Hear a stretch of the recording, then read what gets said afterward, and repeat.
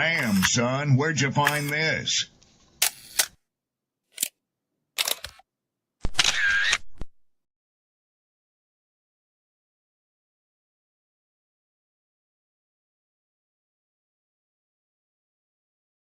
Who taught you to hate the texture of your hair? Who taught you to hate the color of your skin to such extent that you bleach to get like the white man? Who taught you to hate the shape of your nose and the shape of your lips? Who taught you to hate yourself from the top of your head to the soles of your feet? I love people as I meet them one by one. People are just wonderful as individuals. You see the whole... My great aspiration, my greatest ambition is to be so good. Now, in that way, I'm tiresome, as I suppose, to live with, because I want to be a fantastic human being. I am the greatest. We're not disputing that, Cassius, but how does Sonny Liston feel about it? He can't feel but one way, and let's take everything I say and like it. Because February the 25th, I'm going to take back my job. I'm the champ. He's no champ. He's a tramp. When you see men fall, don't laugh. Learn. Learn. Because you're on your way up. And the things that tempt people to fall, you and I are not free from that temptation.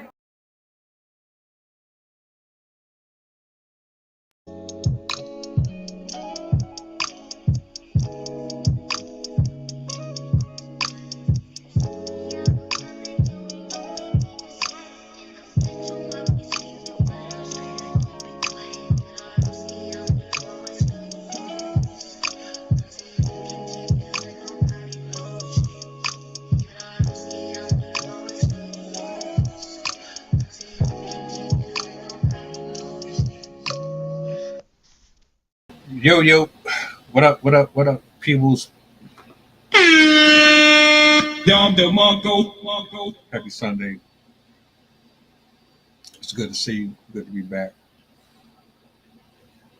I hope your weekend has been blessed. I hope it's been full. I hope it's been abundant. I hope it's been just nothing but greatness. We're about to go back into a work week.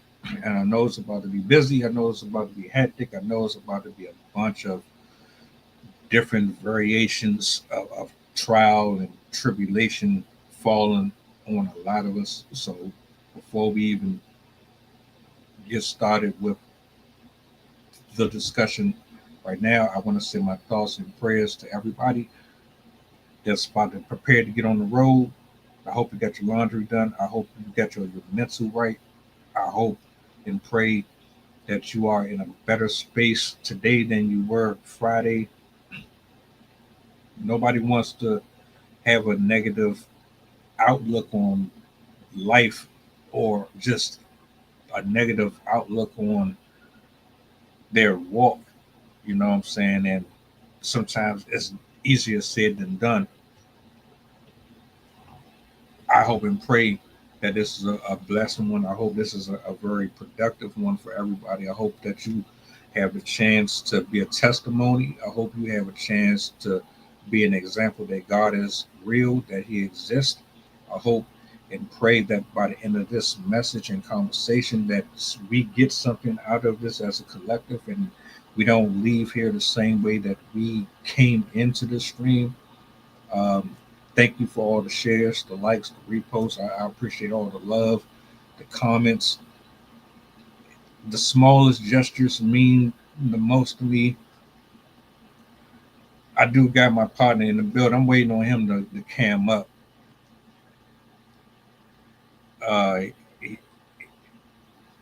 This is going to be an interesting one. I hope that we can just be as transparent and as raw as possible. I try my best not to be political. You know what I'm saying? So make sure, matter of fact, let me bring this up on the screen. Questions, comments, concerns, topic ideas, want to join a show, everything right there is available at your disposal. Also, if you've got a comment, you can leave them. It will show up on the screen.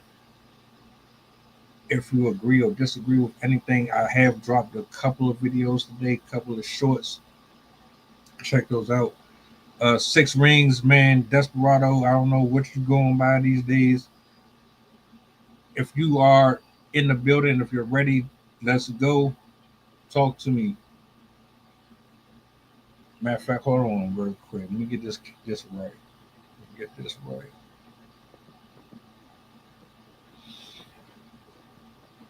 So you going with this angle, huh?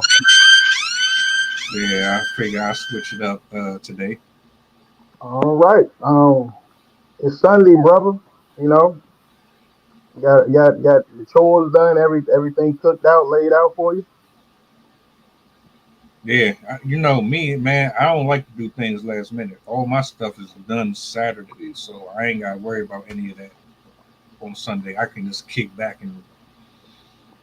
Yeah, you got to stay ahead, man. This gonna be a busy week. And the temperature going up too. So drink your water, fix your AC. You know, that's the stuff we gotta live by. It's gonna be 90 days of this work. Yep. So I mean, what's the word, bro? You sent me this one, and before I even go there, because there's a lot to unpack. Charleston White talks about a lot of shit.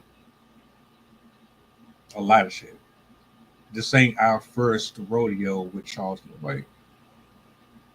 So before we go into what he said, I want to know,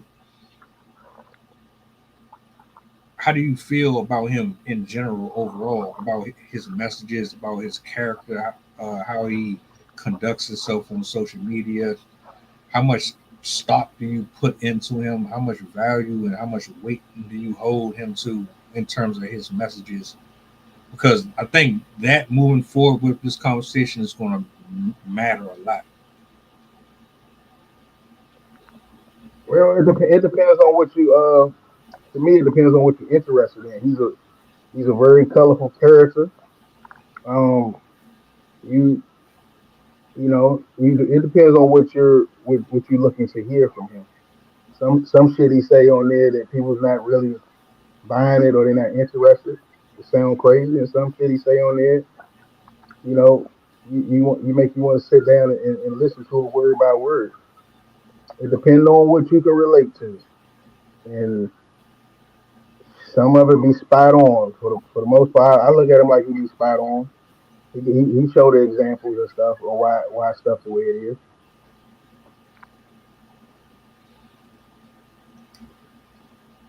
is. For those of you who don't know, and you probably don't know this either, I've done a few reactions to him. A few of them were based on things that he said out of his mouth. One of them specifically was a live stream where I was asking the question, is he a prophet or is he profiting? Because I feel like a lot of black men and women that use social media that talk like him, they don't really care about the people for real. They're using the lingo and they're using the language to reach an audience that is accustomed to a specific type of dialogue, hood talk, ghetto talk, ratchet talk. Uh, you can't reach a person when you speaking with proper pronouns and syllables, so you got to resort to slang and things like that. I always felt there was a mixture of truth and manipulation in a lot of what he said, but I do agree.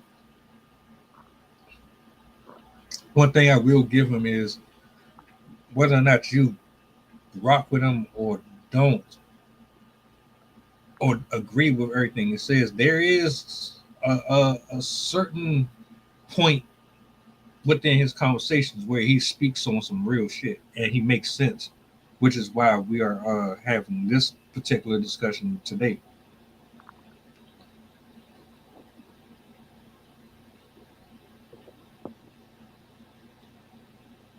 want to be clear too.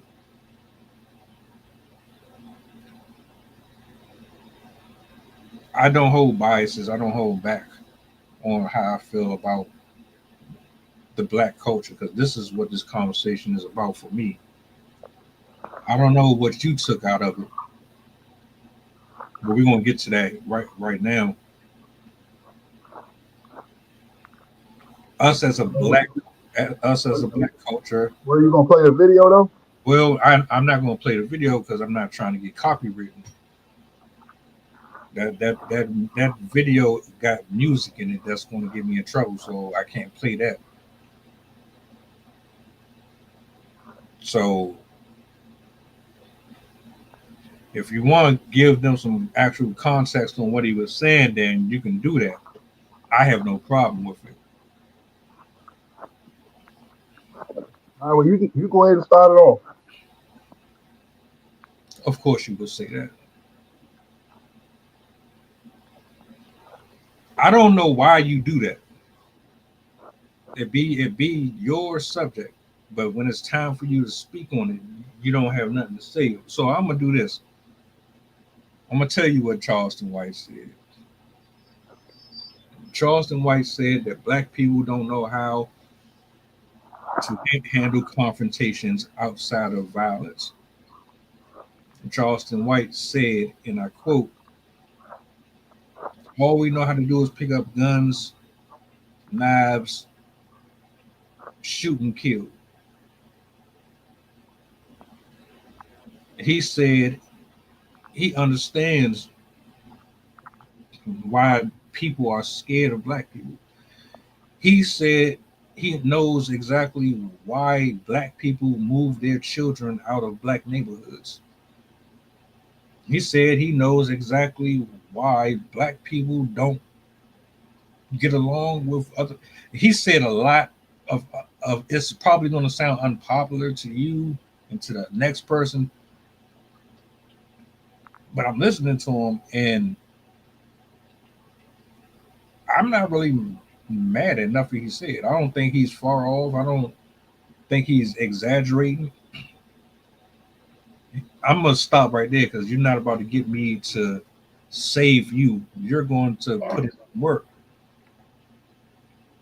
I don't want you to commit no crimes like Charleston. Well, we ain't gonna do that either. But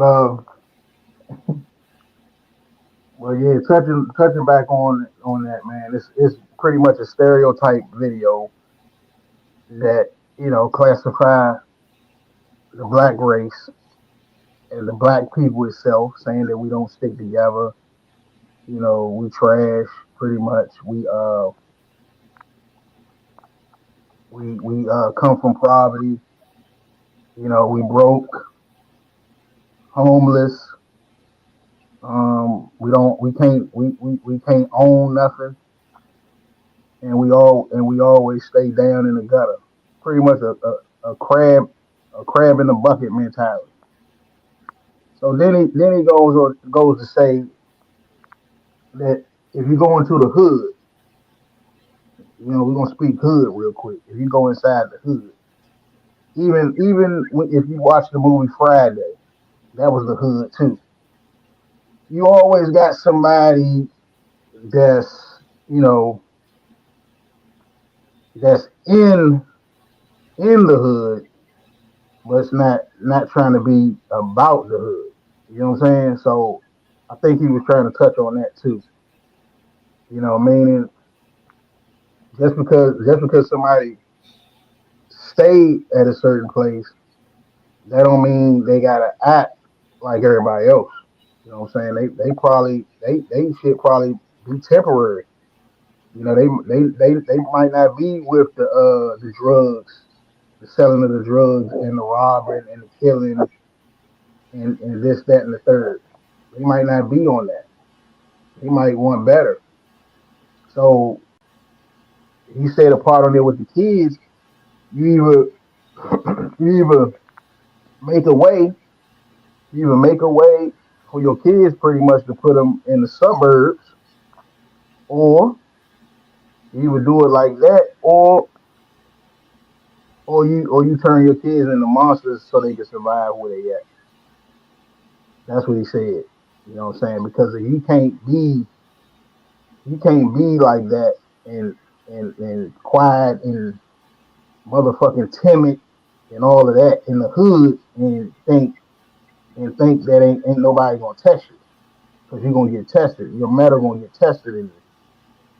And then pretty much what he said is if you like that as a kid, you're gonna get picked on. You food, you become a target. You got a target on your back. And kids grow up like that all the time, getting picked on, bullied, whatever. And it could be because of the neighborhood they were at, the temperament that they had prior from coming into a fucked up environment where mostly everybody is on the same bullshit, pretty much. You know what I'm saying? You a teenager, you ain't smoked no cigarettes yet. Here go a jack, man. You gotta fit in. You know what I'm saying? Here go some weed, man. You gotta fit in. You gotta be cool. You know what I'm saying? You don't like the kids still do it today. Pull your pants down, let your drawers show, let them sag. You know what I'm saying? You got to dress like us. You got to fit in. So pretty much that goes back to the crab in the bucket mentality because you don't want to stand out. Like if you stand out, then you're a target. You target. So take me back to something that you said, sir. You know, you said that I'm a black man. I'm not a nigger. I'm not a nigger. I'm not a nigger. I'm a black man. So you're not a nigger. You're a black man. You know, that right there is the problem with society too, because you can't make a way without creating a way.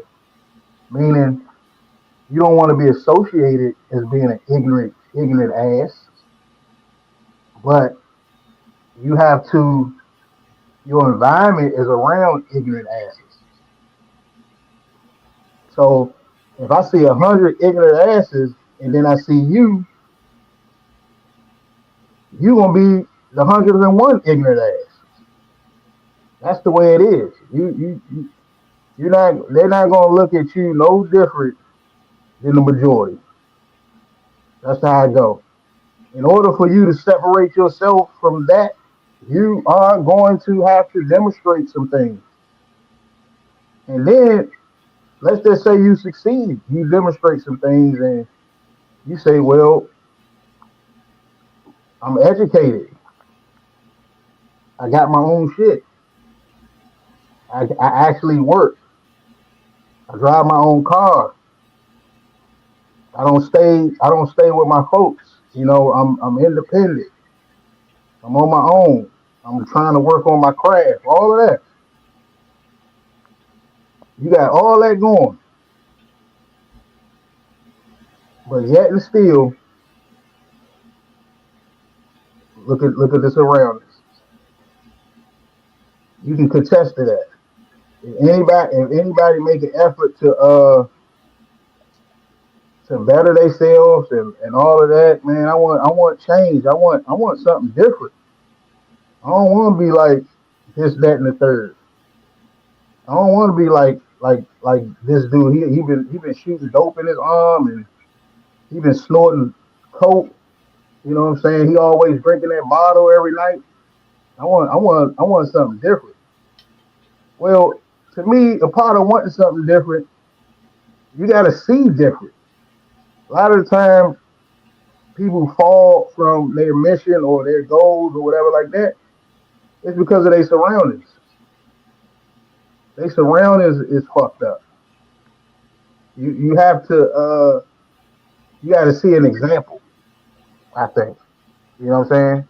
If you want to change that, that's why he mentioned about the kids, because if the kids If you leave the kids in that environment so long, they gonna get tired of being picked on, and they gonna give in.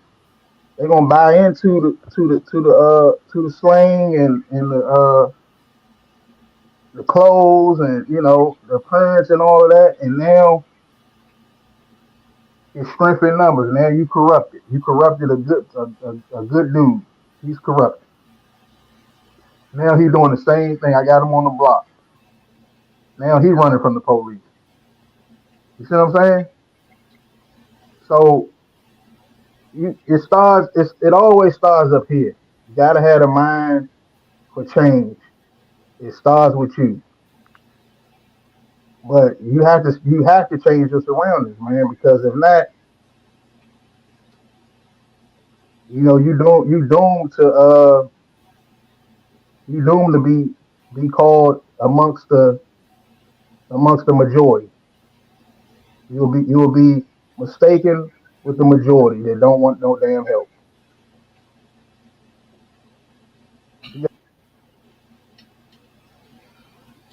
Collectively, as a culture, I'm talking about the black culture itself.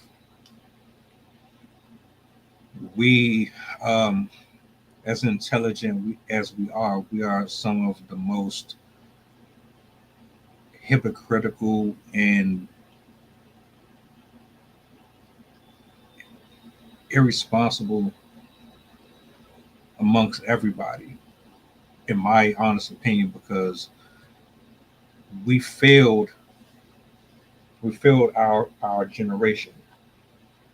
We failed the ones that came after us because our inability to properly let these children know that what we grew up on wasn't the way. It's okay to say I enjoyed the '90s R&B and the hip hop. I enjoyed Adina Howard and TLC, and we had these nostalgic moments. We had an era of life that was fun, and it makes us reminisce. But still, in the same breath, just because it was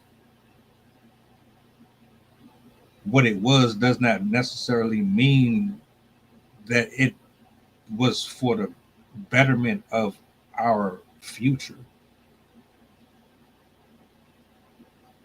See, we glorified and put certain music on a pedestal. We put certain role models in front of the camera and said, this is who we're going to use as a representative for Black excellence. And then we modeled it, copy, paste, and then we went on with life, attaching everything that these celebrities emulated. Like Chris Cross was probably one group that wasn't as corrupted or fried like a lot of them. You remember the trend when Chris Cross was hot, everybody was wearing their pants backwards. That was the thing. Some stuff was lighthearted and cute and adorable and fun. Other things like MC8, when he was talking about the Trigger Got No Heart, and Scarface was doing Mary Jane, and then we had Bun B and Pimp C talking about this, that, like we had shit out that was catchy beat, nice ride to music, nice sex me music. But what did it really do? How did it bring any value to your daughter or your son or you as a person? Did it put you in a Fortune 500 company, or did it keep you on the corner? They talk about staying on the block from sun up to sundown because they gotta make a way. They gotta make money. They gotta find a way out the hood, but they never leave the hood at all. They never leave. They're in jail, but they're not in jail. Institutionalized.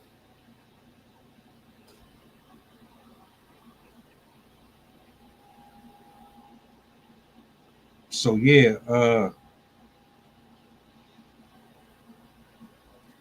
I think we as black men and women have severely failed and did a huge disservice to our people by supporting and advocating for the shit that we're looking at now. And that's where I stand. I yield the mic.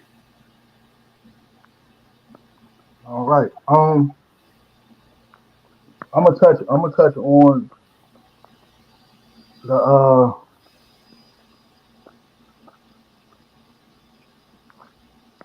I'm gonna touch on the part about the culture itself. He's speaking on the rap music. The rap music is a big part of our influence growing up. Um, it's a big part on the culture. Is how we came up. It's how we adapted in there. And just because you might not or like everything about the hood or about you know Black lives or whatever like that. Everybody, whether you like it or not, everybody that's black had to learn how to adapt to that culture. You know, yeah, we could say okay, some of the stuff is real ignorant, is real stupefied and all of that, but at the same time, you gotta learn how to survive.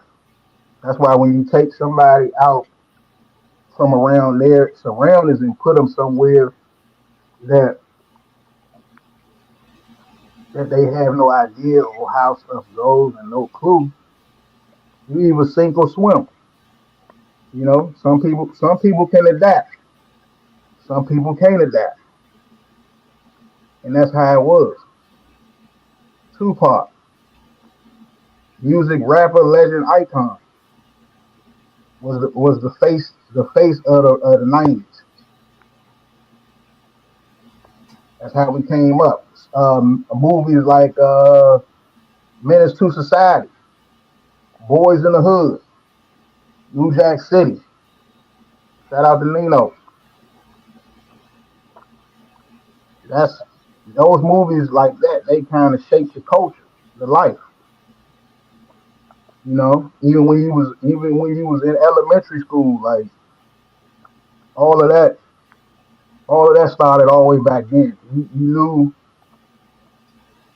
you know the code. You know about the code even back then. This the snitch code. Snitches get ditches. You get stitches. You know about that even in elementary, because this is what you see. Going back to that environment piece,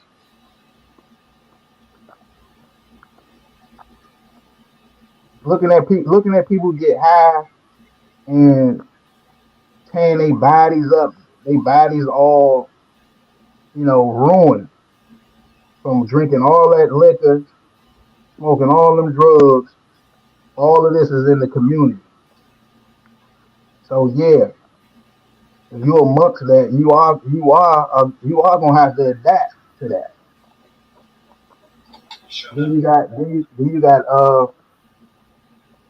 Then of course you got the elderly in the hood. You gotta look at the elderly. Back in the day, I mean I know rules changed now, but back in the day, the elderly was off limits. You know, everybody kind of looked out for no matter what they was doing, whether they was slinging, dope, robbing, killing. Everybody showed respect to the elderly, man. you know, they paused for a minute and had a conscience. So my thing is, if you can have a conscience for that, you should be able to think your way out of a lot of stuff. Nobody really never sat down and said, "Dang, why we gotta live like this? Why we living this way?" You know what I'm saying?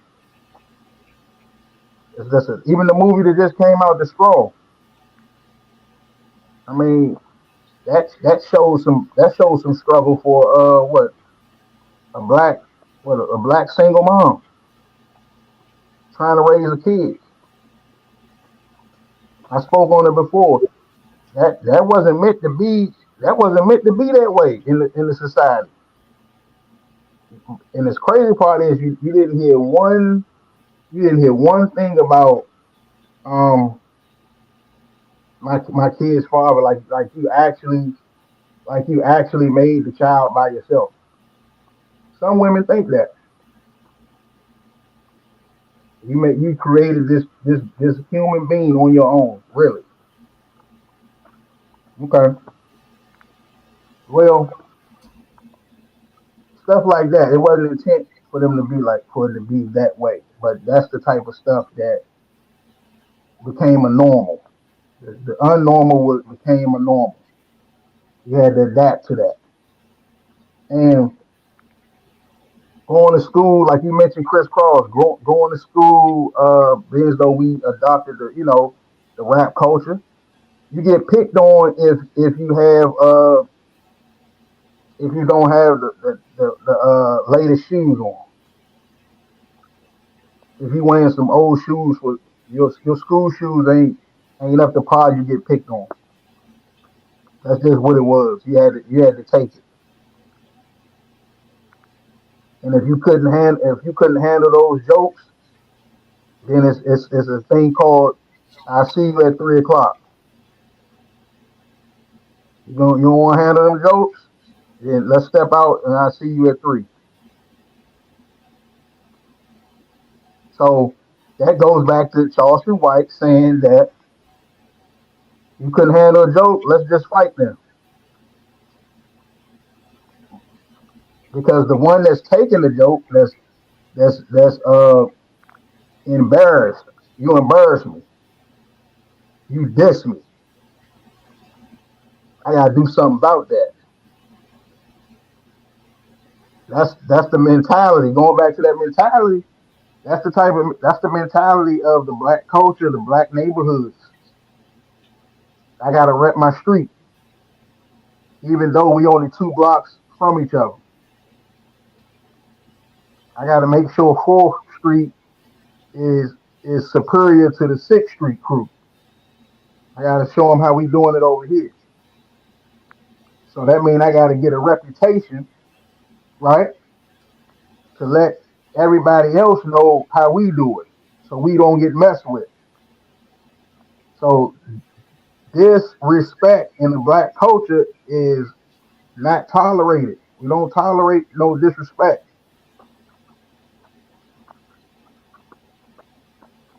We rebuttal. We have an answer for that shit. And yeah, it starts with us. We want respect. And in order to get respect, you got to go to war sometimes to get it. Talking don't always solve the problem. I'm gonna say that. It's a start. It's a start. You can speak up all you want, and sometimes people don't hear that. That's just life. We spoke about it with the Carmelo and my man Austin. Sometimes talking, leaving somebody alone ain't enough. You got to go a little extra. Anyway, we're quick to anger because he spoke about that. The mentality is quick to anger because of the disrespect, and we feel like we gotta prove something all the time. All the time. We fight over girls. We fight over cars. Like if you got a better car, there's a lot of envy and jealousy in the community, and it's not enough unity. And I'm gonna put it on the table. Black people do lack unity. That's facts. We lack unity, like shit. We are the ones that uh, came up with the crab in the bucket mentality. That's on our helmet. There ain't nobody but us. Don't nobody operate like that. Look at China. Look how China roll with in our neighborhood with the curry outs and shit that we spin in. We go get that shit. We go get all the chicken and the fried wings and fried rice and all. We buy all of that. That's what we do. And they stick together. They keep it in the family. Look how they run their business. You ain't never see you probably never really seen a black owned business in the 90s. It's probably rare if you've seen it because of the unity piece. Anybody try to start something or say, look, man, I don't want to live like this. I want to do it this way. I want to go this route. Okay, who you taking with you?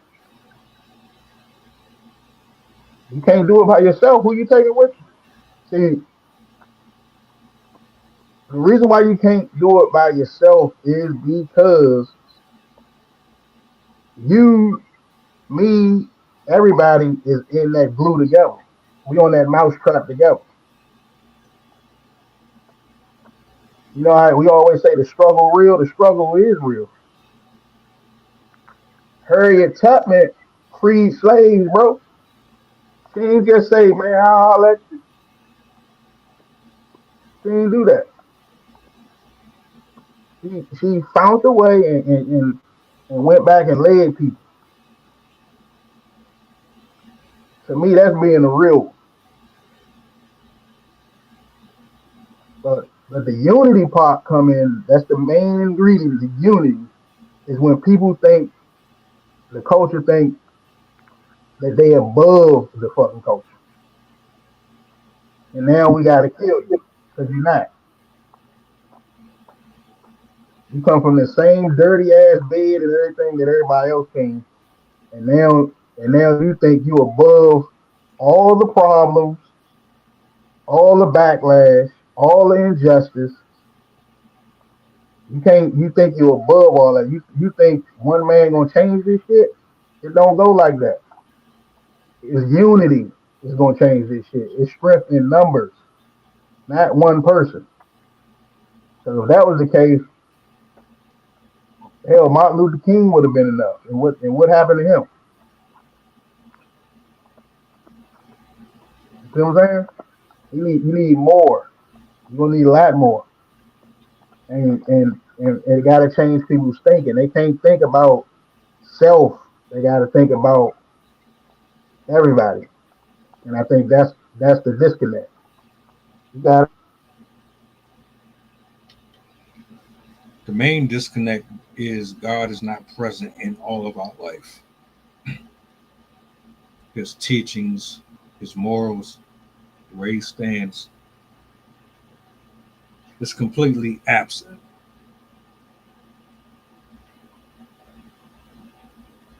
There's a brother that goes by Smart Guy. He was having a conversation with a gentleman on No Fugazi podcast, and I can't remember exactly what he said, but it was along the lines of they took away our actual names, and that stuck with me. They took away our actual names. We don't even know our real identities. The names that we are given to us by a European culture. Now, y'all can dig and research that. I thought it was a interesting take, seeing as how they did take this land from the Indians. A lot of our property, a lot of our communities were destroyed, burnt down, and replaced and rebuilt over. So why is it far-fetched to think that they would have taken our true names? Matter of fact, he went further and said they even took our language from us. We don't even speak our own actual language. Let that one sink in for a second.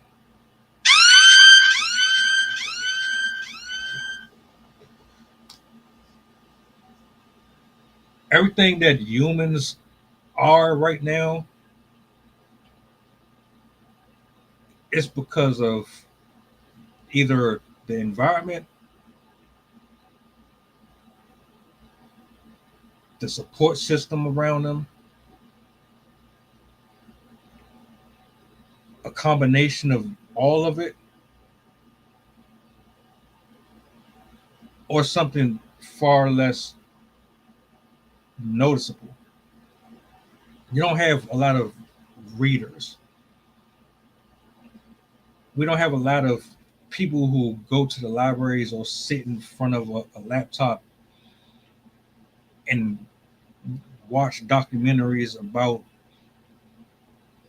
the Boston Tea Party and all the bombs that fell in Hiroshima.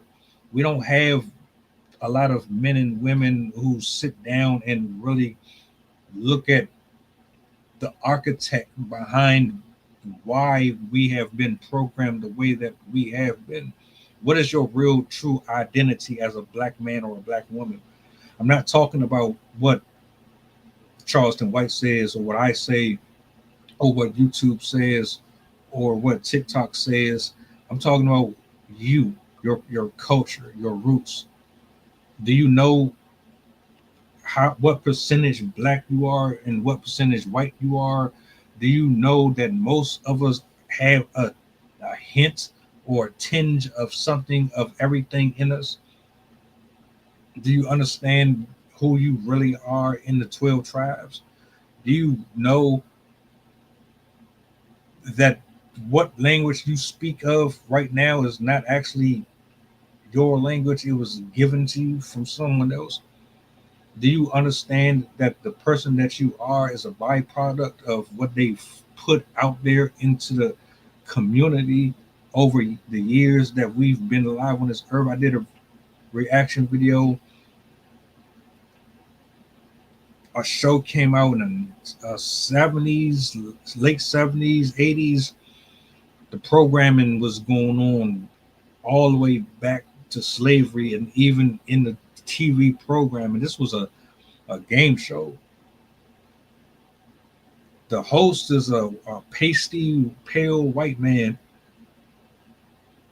rigging games for the little girls and boys on the show to win them. But in order for them to win the games, they had to hug the little kids. They had to kiss the little kids on the lips. They were programming men and women way longer and exceeding what we already comprehend in the first place. The idea that you have to grow up in a black neighborhood and fight for your life to survive, because if you refuse to fight with your fist, you're deemed corny or lame or coward, is a toxic attitude. I don't like the diatribe.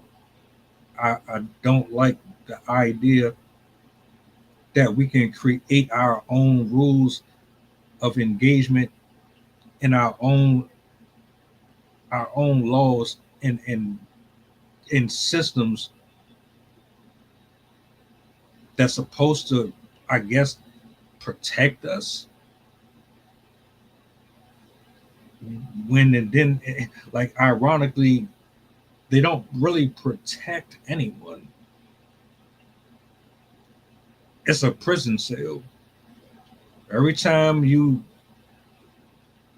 categorize someone as corny for the way they dress, or because they're not funny, or because they walk away and turn their back to your negative spiritual energy that you carry around with you, you close the prison cell doors on yourself and anyone else attached to the way that you perceive this walk of ours.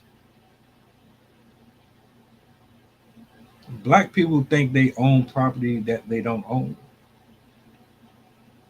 Black people think the only way to survive is to kill other black people. Black people think that you have to be a hood, smooth talking dude to have wit and charm and charisma. The only way that you can get a wife or become respected and honorable is by how you dress and how your peers perceive you out in the neighborhood or out in the workforce. So I go back and I say this again. A lot of us don't read. If we really knew our history, I think we would feel dumb. We would feel highly stupid and probably sick in our stomach for the way that we've carried ourselves for the last 30, 40, 50 years. Harriet Tubman was not a ghetto ratchet woman. You brought her up.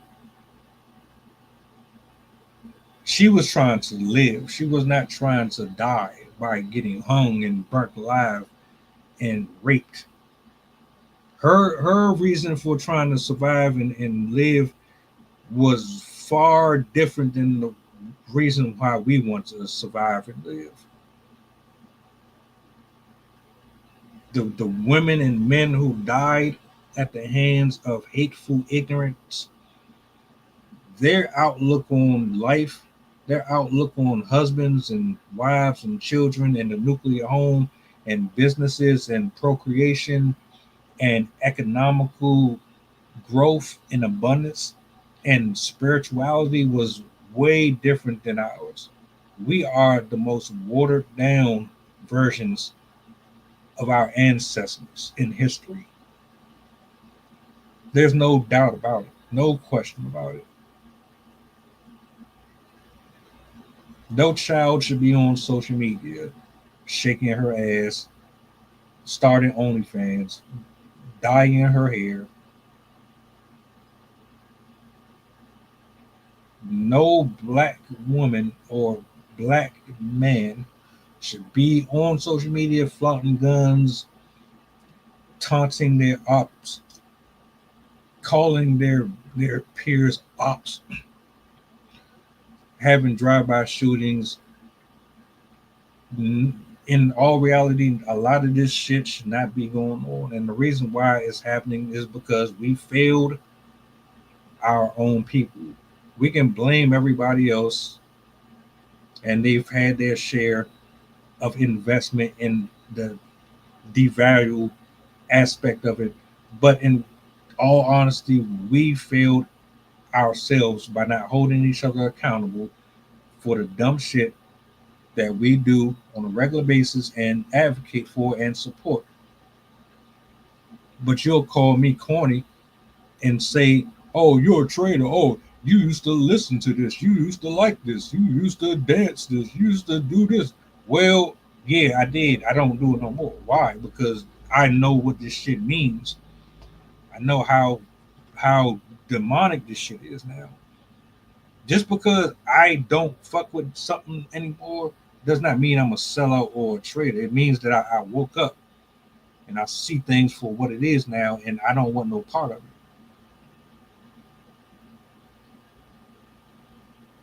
So now what?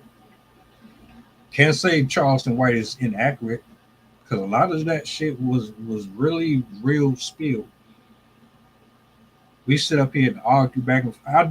Someone commented on one of my posts a couple hours ago because I said Brittany Renner was a dumbass, and I didn't word it that way. It was, I paraphrased, but I was like, what did you expect? You know what I'm saying? And she's like, oh, this is all systematic. This ain't just about a woman. This is about the man and the woman. But why you ain't? The only thing I got from that was, why ain't you holding her accountable? Because she opened her legs for this nigga too. She opened her legs for all 13, 14 of the dudes that she was laying down with. It wasn't just them. I'm not taking it away from them. And I'm not even saying you're wrong about this shit being systemic. But you're not trying to hold her accountable. And a lot of us don't hold each other accountable.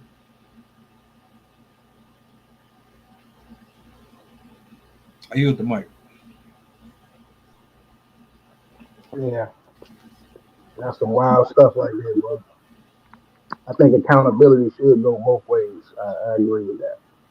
You know, if people should focus on their own flaws and not point out somebody else's flaws all the time, because most of the time, you know, people got holes in their own roof they need to fix. I will say this. I think we've really been behind the eight ball a lot longer than 50 years. I think it's been 400, 500, 600 years probably. You know, and we are different. This is a new age. Um, we the only race that come in all colors. There's another race out here that does that. We come in a lot of colors, every color, but that means we mix with a lot of things, and that's, you know, that's understandable.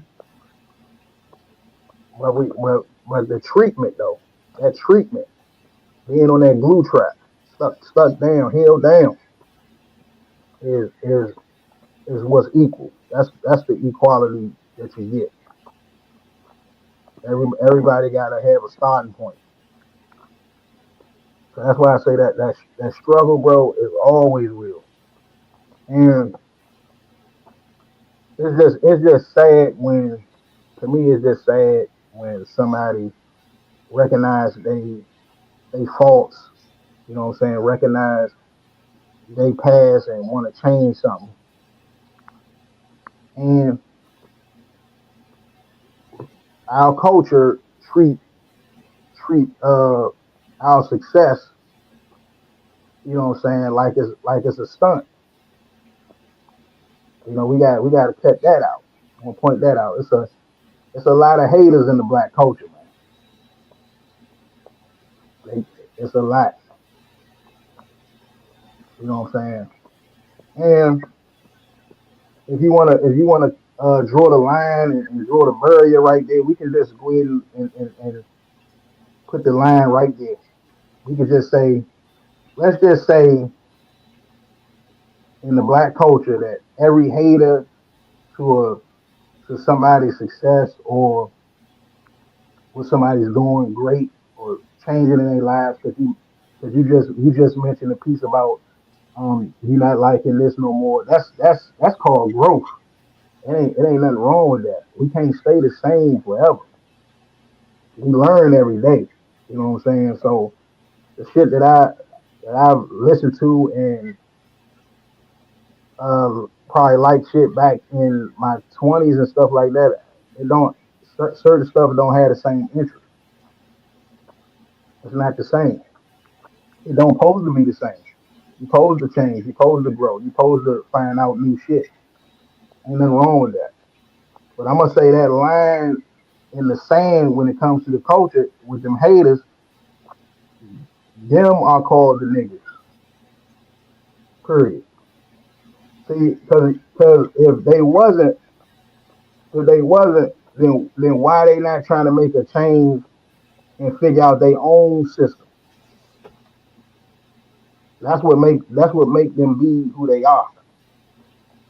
Here you are. You see, you looking, you like across the street and shit. You looking at me. You looking at me getting up every day, going out my house, started from the bottom. Now I'm here. I was motherfucking. I was out there in the cold, in the rain, catching the bus to work. Now you see me. Now you see me driving. Right. Now you see me driving. Now you see me moving my shit out. Now you see I'm moving in this new place. The whole time they still across the street. That shit is crazy, bro. But they see everything. That shit is crazy to me. The whole time that you see somebody struggle from where they started to where they at, you could have did something with that time too. Hater. You see what I'm saying? You had the same opportunity in the same time frame to do. You got the same 24. That don't mean you got to do it exactly like that person. You had time to focus on what you good at. Focus on your own stuff. That's crazy. That envy and that jealousy in the black community is why we stay in crud ball situation.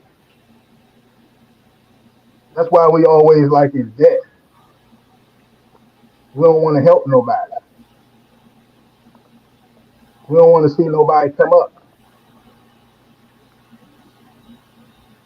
And another thing, we don't do enough clapping. And they said it was something came out and said if you don't never clap for somebody, then it'll never be your turn. It'll never be your turn.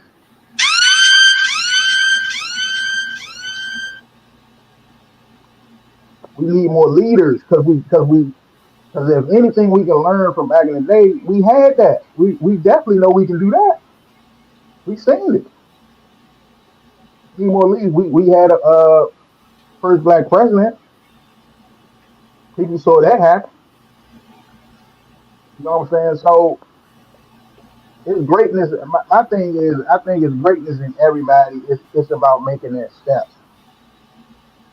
Like he said, like Charleston White said on this. You know what I'm saying? He kept it a whole buck. He said it's some people in the black culture, that's their life. That's them. You know what I'm saying? They know they not gonna be shit. We hear it on the movies. We not gonna be shit. And we get up every day knowing that. So in order to have that mindset,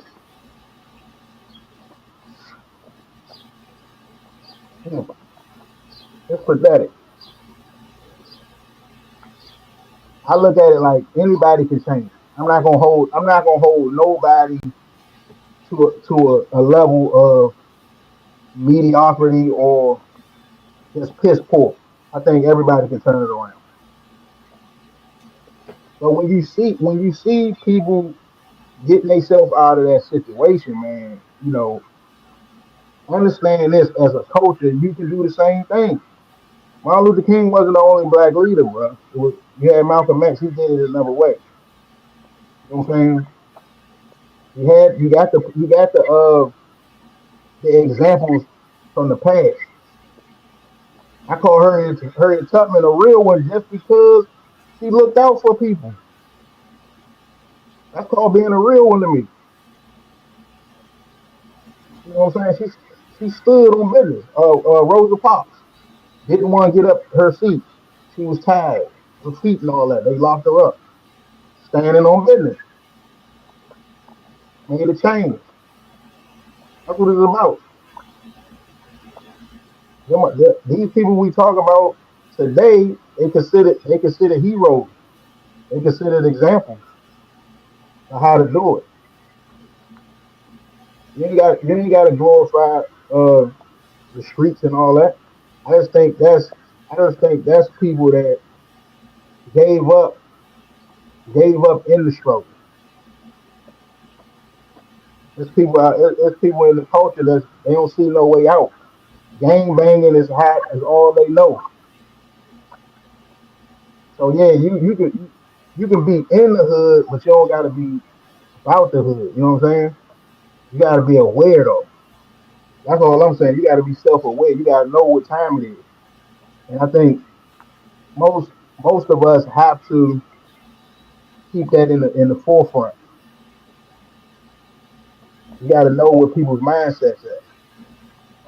And hell, you might meet somebody that want what you want. That's on what you want.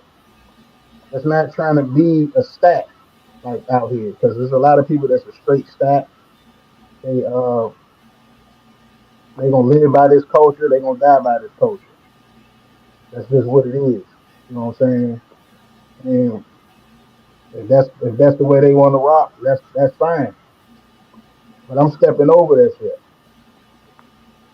You know, I'm gonna put it like this. Everybody just need to get their own lane and drive the hell away from that culture because that culture it has and it's gonna always get somebody late. Unity and sticking together, not being a hater, is gonna get you way further than staying in that hood, plotting, scheming. You know what I'm saying? Trying to get over on one another, and you still ain't go nowhere. You still where you at.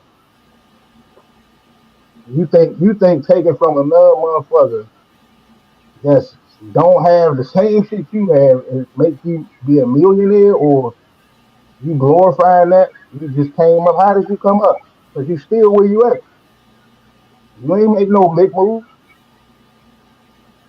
You taking shit, taking people's shoes and all that little wicked ratchet stuff. That stuff don't mean nothing, man. Only thing that has done to people is delay their blessings, delay their outcome. Now they are delayed. Whatever you thought you was going to get, or whatever your personal struggle is, whatever you whatever you pray for at night before you lay your head on that pillow, yeah, that's what you need to focus on. Don't worry about the next man problems because if we throw all our problems up, you ain't gonna want to catch mine. I ain't gonna want to catch yours. You don't want these problems. Everybody got different bills. Everybody, some people got to walk. Come on.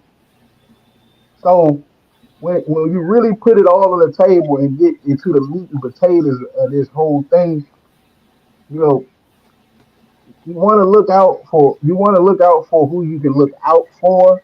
I'm not gonna say you shouldn't do that, but black people really need to focus on why they're in their shit.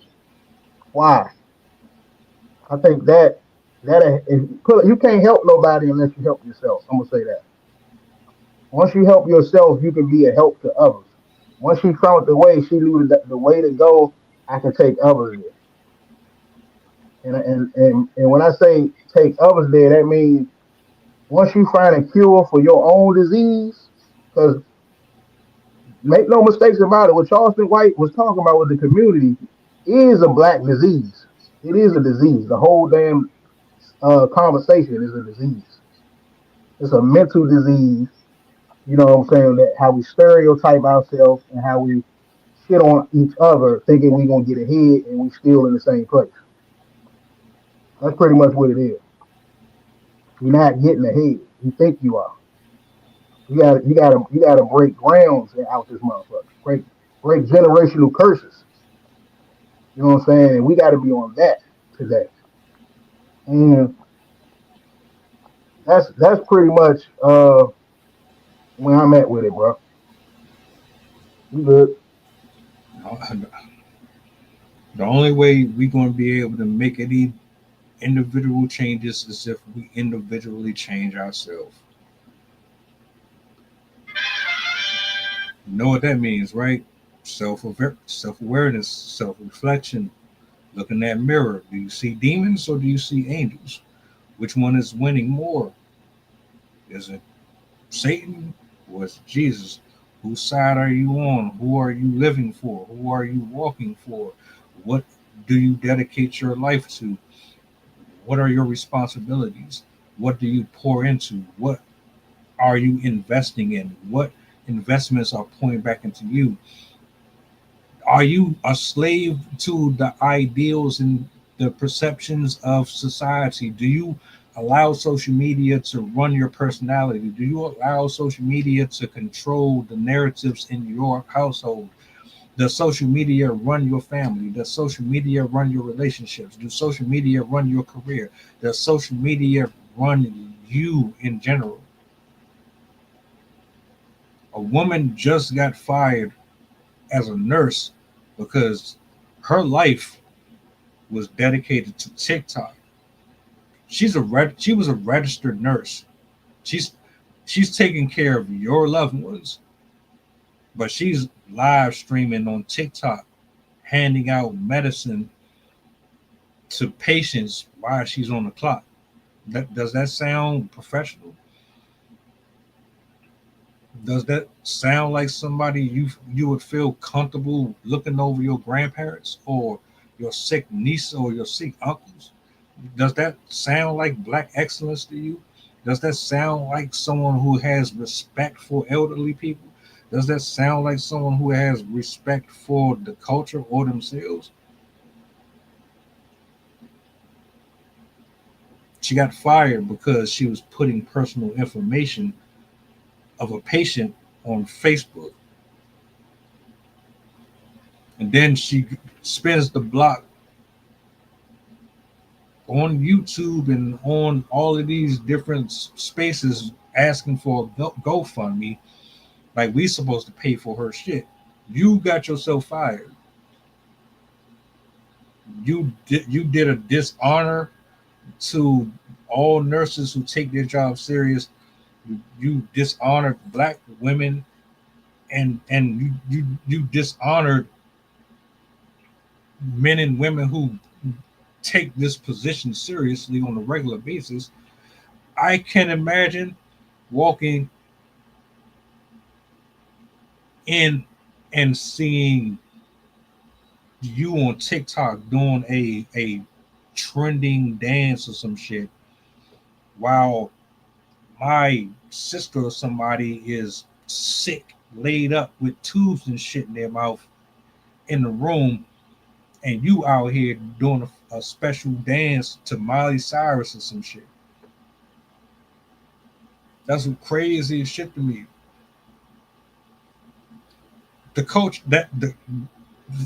culture or whatever you want to fucking call it, that shit is a disease. It is absolutely a disease, and Satan knows it, and he's done a great job at exploiting it at every given opportunity that he can. But it's unpopular. It's unpopular to tell women to dress modestly, especially your black women. It's unpopular to tell these men to wear their pants on their ass and stop showing their crack. It's unpopular to call the police. It's unpopular to pick up a pen and paper and do things legally. It's unpopular to pray for people. It's unpopular to tell someone to say no and set boundaries. It's unpopular.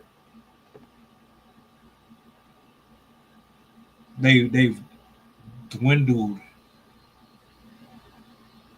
and chastened and attacked and sculpted away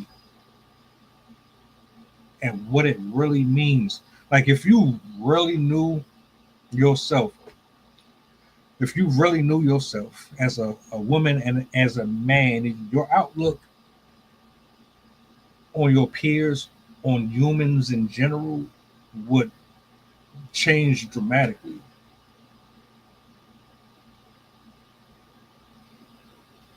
It like really.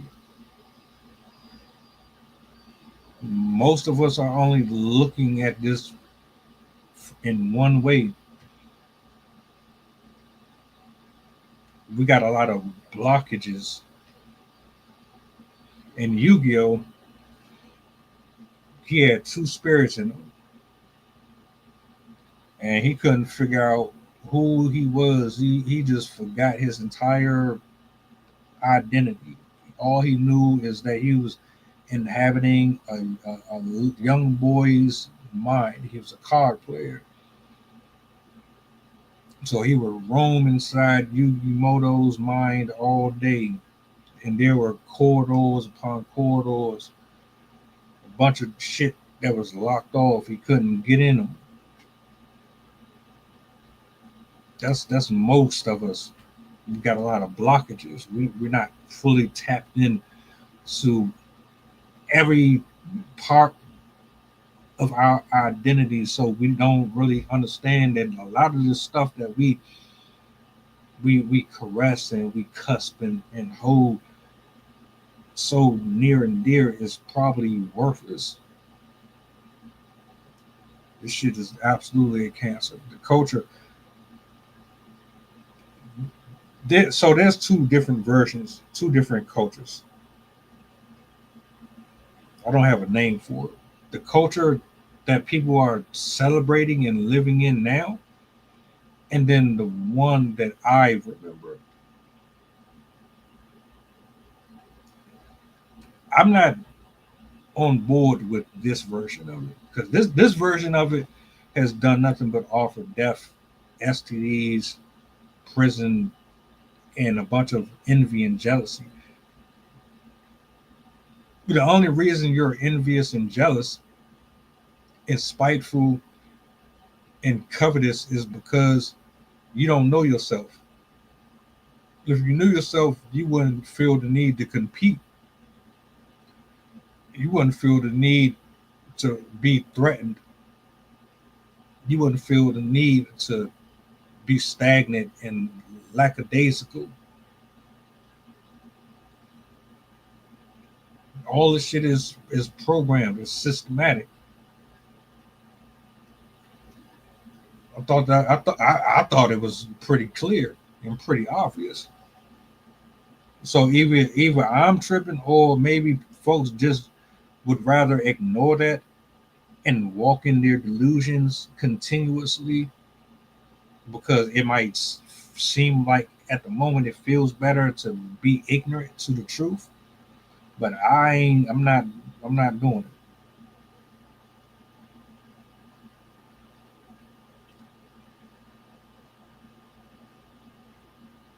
Spiritually, mentally, emotionally, you need to get to know yourself. You need to know who you are as a person and not what other people want you to be as a person, as a human being, as a man or a woman. You got to know who you are. You got to know who God wants you to be and knows who. Only God really knows who you are. Only God knows who all of us really are. But the question is, are you living the way that He knows you are? You could be. I digress.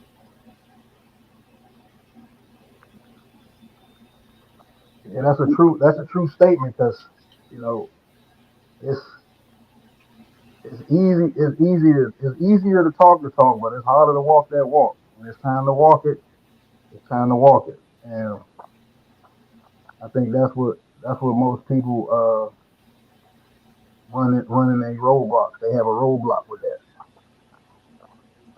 Uh, Back to the touching back on that envious and jealousy thing, man, with the black culture. Most people gotta understand, man. It ain't easy for nobody, really. You know, everybody got a starting point, but in order to get the ball rolling, so to speak, you gotta have something on your mind and on your plate. You mentioned a lot on here. You mentioned about purpose. Purpose purpose is always gonna beat distraction every time. Purpose beat distraction every time. If you got a purpose, you're not gonna get hemmed up with all of that negative baggage, that negative outlook that's around.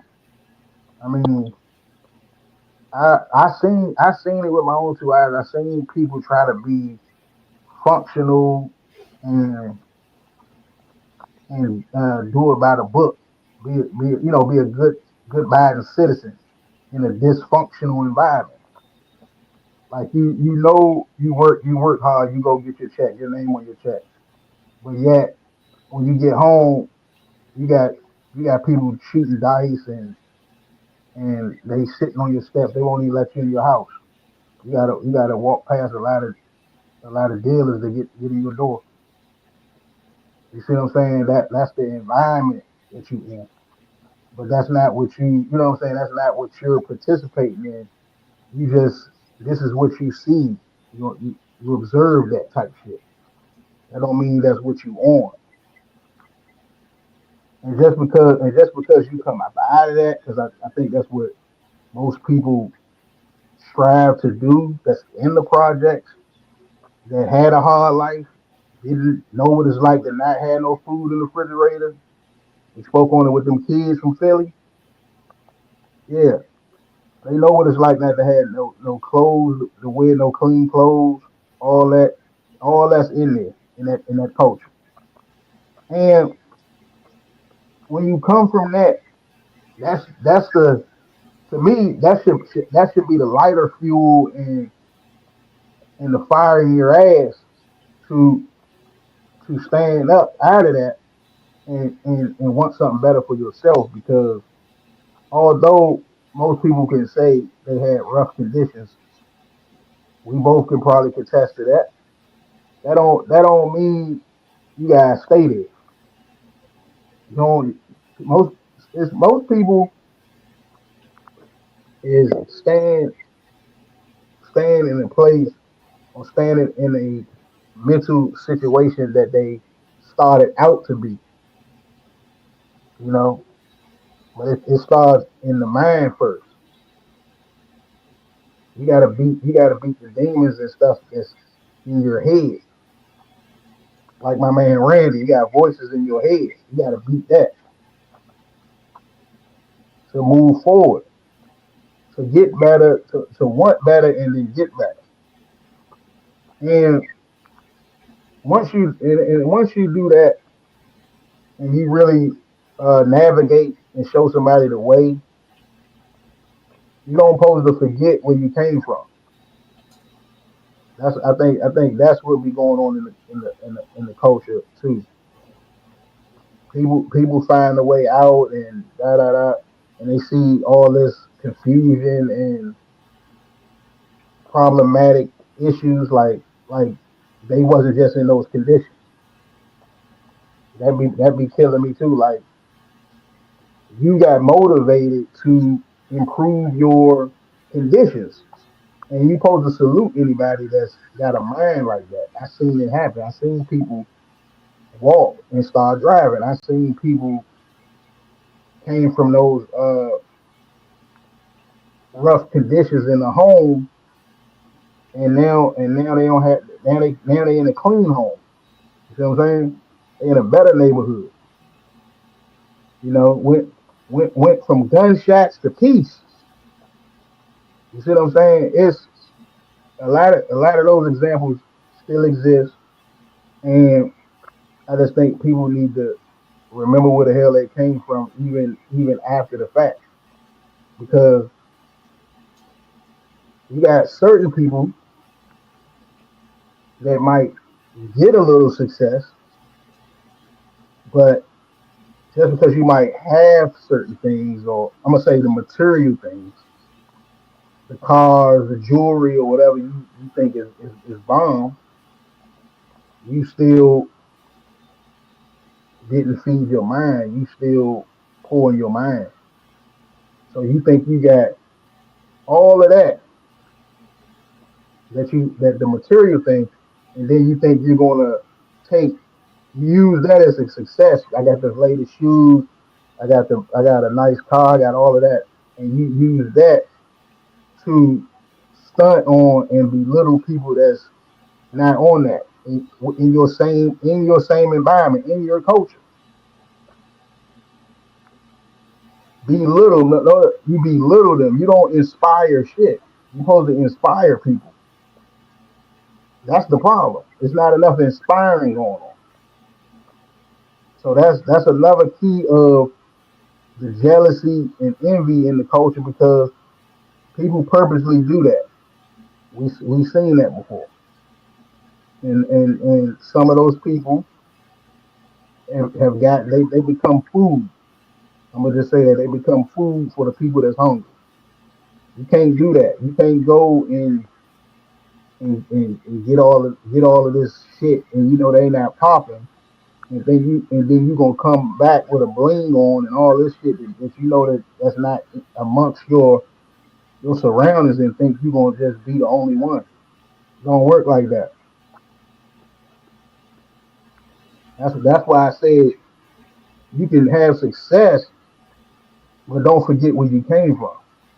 Ain't nothing wrong with that. Because maybe it's always somebody else that want to be shown the way, need some leadership. A talk can go a long way, bro. Because you got to reach somebody here first before all of that can transpire, the success and everything. And people end up dying in their head because they trying to glorify and magnify shit that ain't really important. You see what I'm saying? And that needs to stop. That has to stop. You know what I'm saying? And then you gotta think about it. The people that do that, they didn't even get it. They didn't even get it honest. They didn't do it honestly. So you just as bad. You didn't really do nothing positive for the culture. You robbed to get that. You sold drugs to your own people to do that, to get those things. So your actions display your mind frame, your thought process to get your success, which end up being failure because somebody gonna be hating or jealous on you, or you might just go to jail for what you did. So either way, your plan end up being doomed. But my thing is, we gotta grow. I heard you mention, like you said before, certain stuff don't hold your interest no more like it used to. Um, that's great. That's great to hear. And I think everybody needs to be on that. Find a new hobby, try new things. You know what I'm saying? Explore your horizons. And then once you explore yourself and learn yourself, you can go back and it's a difference if you go out there and get something or you know what I'm saying, hunt something for somebody, then you're teaching them how to do it themselves. You teach them how to do it themselves, they'll never be hungry. You know what I'm saying? They always that'll hold them forever. And that's what we gotta be on, man, with people. We gotta teach people how to work on themselves and give back. I think that's the major in the community. Start giving back when you get a certain achievement, give back. Always give back to the community. I always commend people that like the basketball players, football players that even though they got this big contract, they ain't never forget where they came from and how hard they had to work to get those things, and now they want to give back to the youth and all of that. So when I see stuff like that, that's a big salute.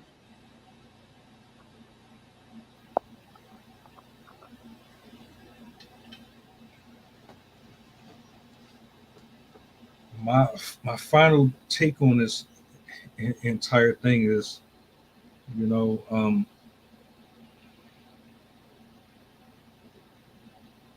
sometimes, well, more times often than not, the unpopular thing is the most popular thing. And until people understand that you're not going to be liked or accepted for everything that you decide to do or put out there, and be okay with that, we ain't going to get very far. This is just one message. When we get off of here, people are still going to like, share, and repost drugs, violence, and like it's not going to stop just because we said it. But I think just having the conversation, it needs to be done. And I've spoken on the black culture as far as like social media.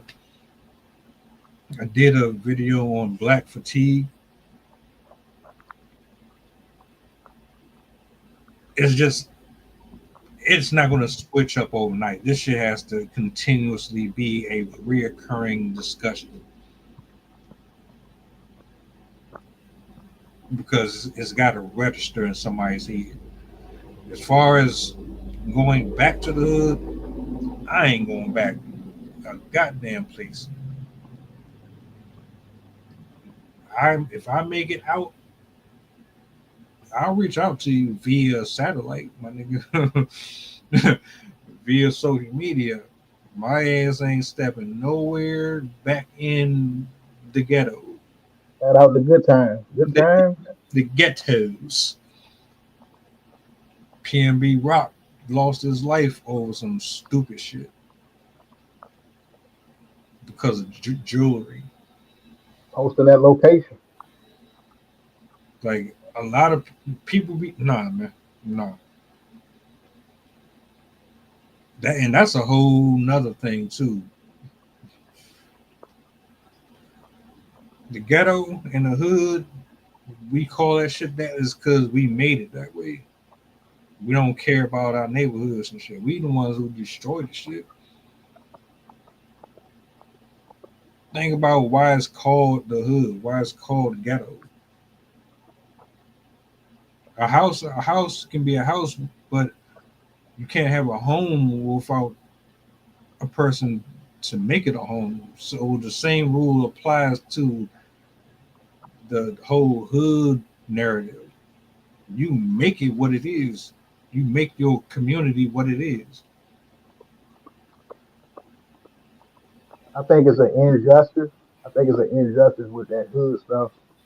You don't never hear no Chinese people in the hood.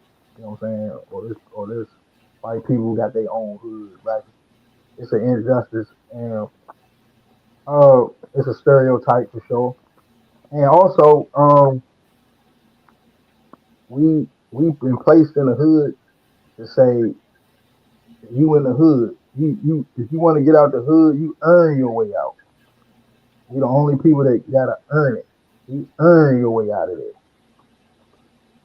Don't everybody else don't start off like that. You earn your way out. We the only culture that we share that poverty, bro. We share it. It's all over. You're gonna see that. You're gonna see it everywhere you go. It's the same shit. So we the ones that have to earn our way out, and then once you finally do that part, then it's like, damn. Like you said, I don't never want to go back.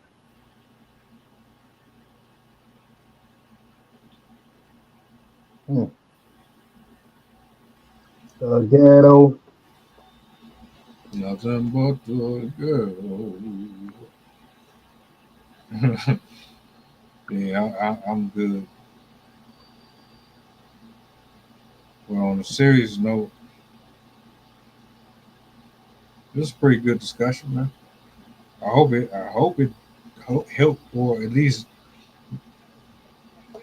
open the flow up for more conversations like this. I think we need to have more like this because black people aren't stupid. We just do stupid shit. Yeah, we know we being mistreated the whole time, but this is what it is. I think we dog our neighborhoods because we know we supposed to have better. Out of frustration, idiotic, ignorant, you know, we bust glass all over the parking lot and all that, no respect. You know what I'm saying? At least you got a roof. You know, some people don't even have that. So at least you got a roof.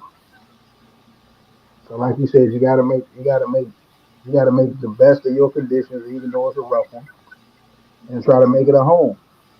Earn your way out.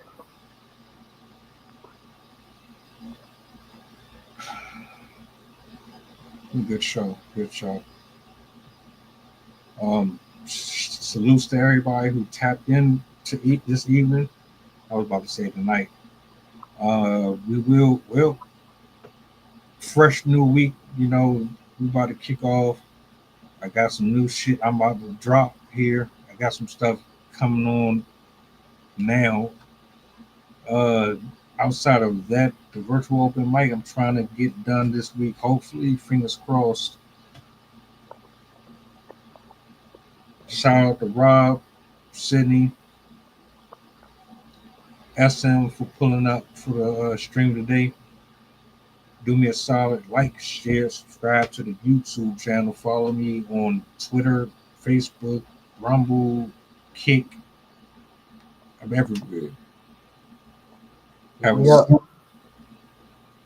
me up on those other two later in the week. Make sure you tap in tomorrow. Make sure your notification bell is turned on so you don't miss tomorrow's or this week's conversations. We are about it here, man. If you need to reach me, you know how. Co-founder.